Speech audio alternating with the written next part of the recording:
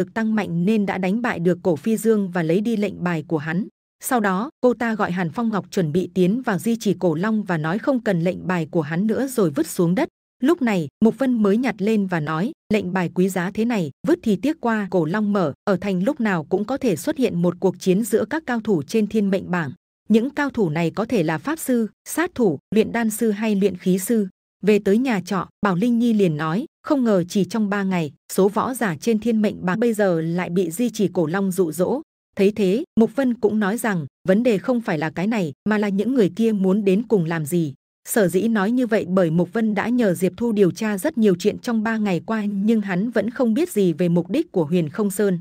Đang nói chuyện bỗng nhiên có một âm thanh vang lên phía ngoài thành, một võ giả nắm giữ lệnh bài có thể mang theo 10 người vào Huyền Không Sơn. Hãy nhớ rằng tất cả đều phải còn lại rời đi nhanh chóng. Đi, Diệp Thu, trong thời gian này, ngươi trở lại 72 hòn đảo, trông chừng 3 hòn đảo lớn của đảo Thiên Luân, ngăn cản bọn họ giở trò. Nhân tiện, hãy để ý huyết sát đảo, bảo vệ huyết vô tình và huyết nhất.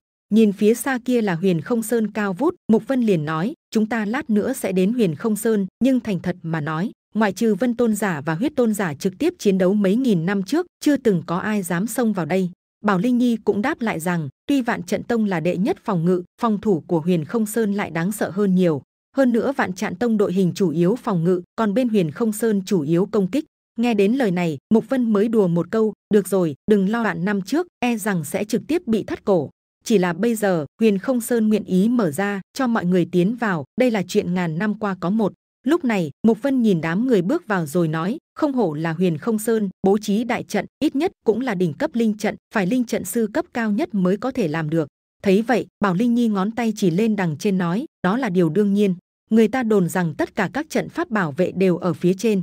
Chỉ là hai người đang tiến vào giữa thì có người đi đến với giọng nói, vị này chính là Mục Vân phải không ạ?